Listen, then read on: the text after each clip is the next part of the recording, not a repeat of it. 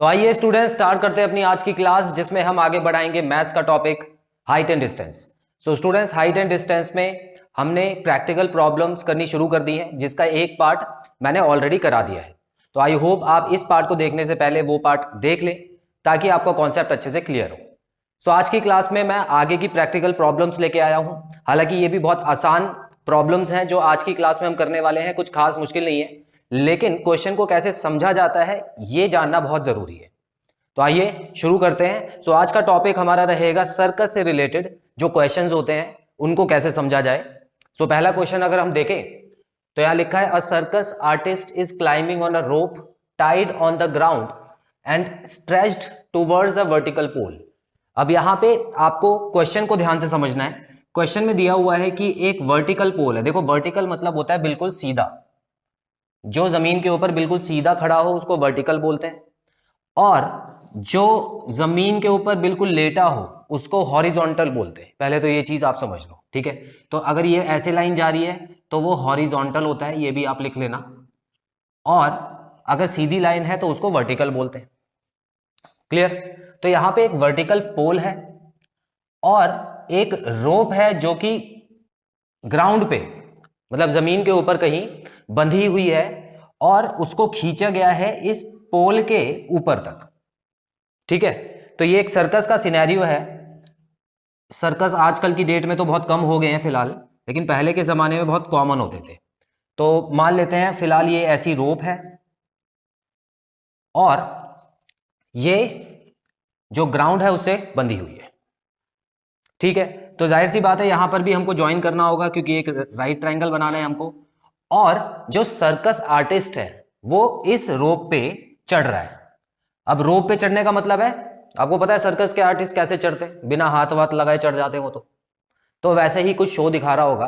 तो बेसिकली ये जो है ये लेंथ ऑफ द रोप है और ये लेंथ ऑफ द पोल है। ठीक है, इतना हमको समझ आ गया, आगे बढ़ेंगे। The height of the vertical pole is 20 metres. ठीक है, तो हाइट ऑफ द पोल दिया हुआ है, इसका मतलब आपको P दिया हुआ है 20 metres, and the angle made by the rope is 30 degree. तो जो एंगल यहां पे रोप द्वारा बनाया जा रहा है वो क्या है? 30 डिग्री का एंगल है। ठीक है, तो ये दो चीजें काफी है हमारे लिए। पूछा गया क्वेश्चन में find the length of the रोप। तो क्वेश्चन दो तरह से पूछ सकते हैं। अगर लेंथ ऑफ द रोप पूछे तो आपको पता ही है, आपको एच की वैल्यू निकालनी है, और हो सकता है वो ये भी पूछ ले कि सर्कस आर्टिस्ट जो था वो कितना चला, उसने कितना क्लाइंब किया। तो इसका मतलब यहीं पे तो क्लाइंब कर रहा है वो, तब भी आपको यही निकालनी होती। ठीक है, तो इस तरह से क्वेश्चन को समझना है सर्कस वाले। ठीक है, तो अब मुझे यहां पर, अच्छा इसकी बेस की तो जरूरत पड़ेगी नहीं, हमको पता ही है कि दो, जब एक साइड गिवन हो और एक एंगल गिवन हो तो दूसरी साइड आराम से आ सकती है। लेकिन इसके लिए हमको मदद लेनी होगी एक फॉर्मूले की, जो कि हमेशा पंडित जी को बुलाना ही पड़ता है हमको। पंडित बद्री प्रसाद हर हर बोले सोना चांदी तोले।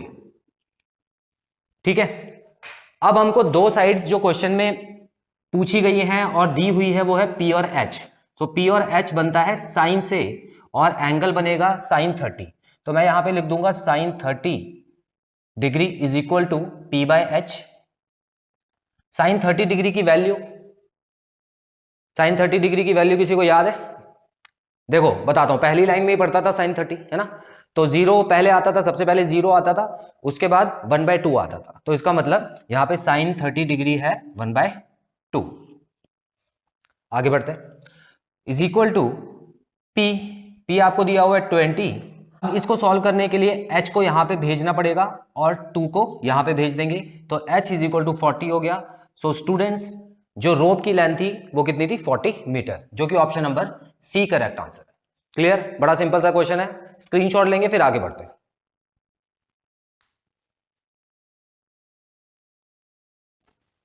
सो स्टूडेंट्स बढ़ते हैं क्वेश्चन 2 की तरफ। A circus artist is climbing on a rope tied on the ground and stretch towards the vertical pole. तो सिचुएशन बिल्कुल सेम है। तो यहां पे एक वर्टिकल पोल है और ये हो गई एक रोप। आगे बढ़ते हैं, find the height of the vertical pole if the angle made by the rope is 30 degree and the length of the rope is 24 metre. ठीक है, तो स्टूडेंट्स यहां पर आपको क्वेश्चन उल्टा दे दिया है। पहले क्वेश्चन के हिसाब से अगर देखें तो आपको इस बार हाइट ऑफ द पोल निकालनी है, और लेंथ ऑफ द रोप आपको दी हुई है 24 मीटर्स, और यहां पे आपको एंगल भी दिया हुआ है 30 डिग्री। तो जल्दी से सॉल्व कर देते हैं। आपको पता है P बाय एच में साइन ही लगेगा, so sine 30 is equal to P by H होता है। सो साइन 30 की वैल्यू 1/2 होती है। P आपको निकालना है, H आपको क्या दिया हुआ है स्टूडेंट्स 24। सो 24 को जब आप 2 से काटोगे तो 12 आ गया, 12 को यहाँ भेज दो तो P की वैल्यू आ गई 12 मीटर्स। तो आंसर हो गया option number C again 12 metre. ठीक है, तो 12 मीटर जो है वो पोल की लंबाई है। स्क्रीनशॉट लीजिए, फिर अगला क्वेश्चन करते हैं। तो आइए स्टूडेंट्स क्वेश्चन 3 देखते हैं। अ circus artist is climbing on the rope, बिल्कुल सेम है पहली लाइन, कुछ अलग नहीं है, लेकिन नीचे का पार्ट थोड़ा सा अलग है। If the length of the rope is 36 metres, ठीक है, तो आपको पता है रोप कहाँ होती है, रोप ये जो हाइपोटेन्यूज है वो रोप है, तो इसका मतलब आपको ये 36 मीटर्स दिया हुआ है। Find the distance of the point on the ground, मतलब इसकी बात हो रही है, and the foot of the pole, और इसकी, इस बार आपको इन दोनों के बीच का डिस्टेंस निकालना है स्टूडेंट्स। तो ये क्या होता है, बेस होता है, तो ये निकालना है आपको, और एंगल भी दिया होगा जरूर।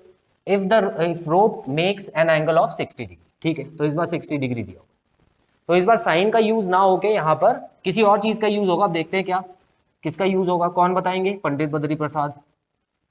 तो जल्दी जल्दी देख लेते हैं कि हमको H और B के बीच का कनेक्शन देखना है। तो यहाँ पे cos जो है उसके पास है B और H, तो ये हमारी हेल्प करेगा। तो मैं क्या लिखूंगा सीधा यहाँ पे, cos 60 is equal to B by H. cos 60 की वैल्यू क्या होती है स्टूडेंट्स, देखिए sin 30 और cos 60 की बराबर वैल्यू होती है। अभी मैंने 1/2 लिख दिया, इज इक्वल टू B की वैल्यू निकालनी है और H की वैल्यू 36, ठीक है। तो यहाँ पे आप इसको भेज दो, चलो पहले काट देते हैं इसको, ये हो गया 18, तो B की वैल्यू हो गई 18 मीटर्स, ठीक है। तो वो जो पॉइंट है वो इस पोल से 18 मीटर की दूरी पर है। सो हमने तीनों तरह के क्वेश्चन देख लिए हैं। सो बड़े सिंपल लगे होंगे आपको, इसका भी स्क्रीनशॉट ले लो, फिर एक क्वेश्चन होमवर्क के लिए।